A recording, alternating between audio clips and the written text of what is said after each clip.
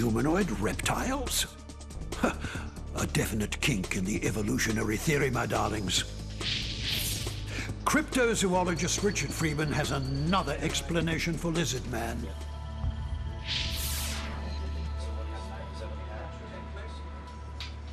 So do you believe that these reptilian creatures that are attacking people aren't real flesh and blood creatures? If you mean the so-called lizard men, no, I don't believe they're flesh and blood creatures. Nothing like that has ever existed in the fossil record, as far as we know. Nothing like that has ever existed today. A scientist, a paleontologist in fact, called Dr. Dale Russell, hypothesised in the late 70s that had certain types of small Sauropod dinosaurs, such as Troodon, carried on evolving. If they hadn't become extinct at the end of the Cretaceous, they would have evolved into a humanoid type reptile that would have been at least as intelligent as human beings. But I think that is a rather Victorian view, rather narcissistic as well, modelling an animal on us. Now we know that evolution doesn't work that way. It isn't trying or striving to make things more intelligent. It's just adapting them to what is around at the time. A good example of this is Sauropod Dinosaurs, the large plant-eating dinosaurs. As they grew bigger, their necks grew longer, their hearts had to pump more and more blood up towards the brain. So they evolved smaller brains and became less intelligent, because their necks became longer to allow them to browse on higher vegetation. So this idea of evolution always making things more intelligent is a very Victorian view and a wrong one. What do you think these reptilian beings are, these lizard men?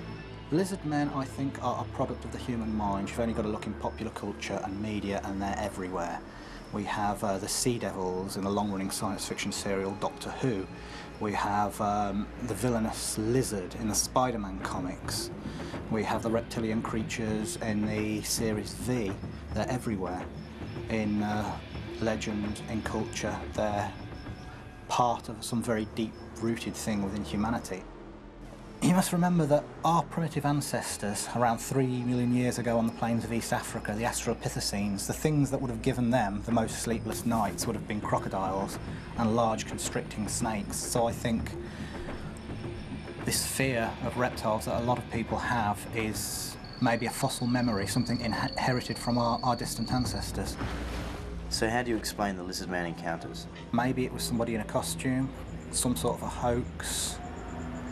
Maybe it was a media exaggeration, maybe it was something genuinely paranormal. A paranormal phenomenon? Some ancient peoples do believe in animal spirits that can materialize into earthly forms.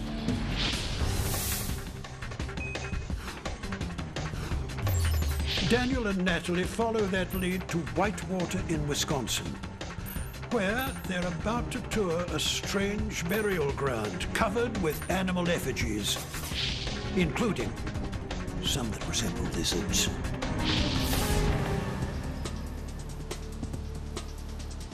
I'm really interested in having a look at the lizard mound. Yeah. So we're going to have a look? Some of these burial mounds were built over 1,000 years ago, and Nat and I are about to meet Linda Godfrey, an author who's been investigating these mounds and has some interesting theories. So Linda, tell us a little bit about these animal effigy mounds. The animal effigy mounds are very special because they are found mostly in the southern half of Wisconsin, and mounds exactly like them are not found anywhere else in the world, really. And they're old. They were constructed between 300 and 1300 AD, so that they were probably made by the ancestors of a local tribe called the Ho-Chunk. No one really knows very much about these mounds or why they were built, but one thing that is known is that there were thousands and thousands of them, and these people went to great trouble and labour to build them. We have bird effigies, earth-type animals such as bear, panther, and deer, and then we have water spirits, which are generally considered spirit beings, represented by turtles, lizards, and the mysterious water panther. There's been some strange sightings of creatures like lizard men and things like that. You think there's a relation between these mounds and these strange sightings that people have been having? It occurred to me that perhaps if these mounds represented spirit beings, perhaps that the Native Americans performed rites or had beliefs that these mounds could actually hold the spirit beings within them. And I began wondering if perhaps when all the settlers came and began plowing over these mounds, so many of them were destroyed or cut into. It used to be a popular Sunday afternoon activity to go and open an Indian mound, as they called it. That if these were indeed sacred containers for these spirit animals that perhaps were related to earth energies or earth spirits, that maybe it's like letting the genie out of the bottle, and that you have, therefore, from lizard mounds, you have lizard men, and from the bear and the panther mounds, you have these wolfish or ape-type beings that come out. And this is just my own fanciful theory. You know, I have to emphasize that.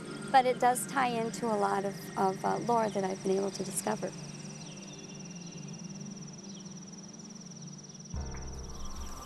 We're in a very sacred site here where ancient, well, the ancestors of Native Americans possibly used to congregate here and perhaps used to bury their dead underneath these mounds. And they've used these mounds to symbolize different spirit animals to perhaps protect their dead. And maybe that's where Linda gets her idea that once these mounds are disturbed, that these spirits then become unleashed. And that's why we've got all these modern day sightings of half animal, half human creatures. Well, that's right. It's a very spiritual place here. They used to, as you said, they used to congregate here. It was their church, it was their school, their meeting place. You know, they used to work out any problems they used to have and things like that. Celebrations were done here, lots of things. And they were possibly built as tributes to the spirits of the air and the earth and the water. And that's why they represent all these different animals. They've got the, you know, the lizard, the bird, the fish, the cougar and the panther. So they're a very spiritual place. Do you think because Native Americans have been in touch with nature for thousands and thousands of years, they know more about the different energies given off by animals and plants, and they're aware of these energies more than we are, and because we've lost touch with that, we don't see them as they see them?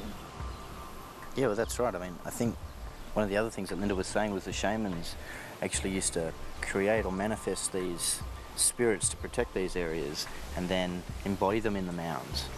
And the theory is that when the mounds are disturbed, that these spirit creatures are then released, and we have the modern day sightings.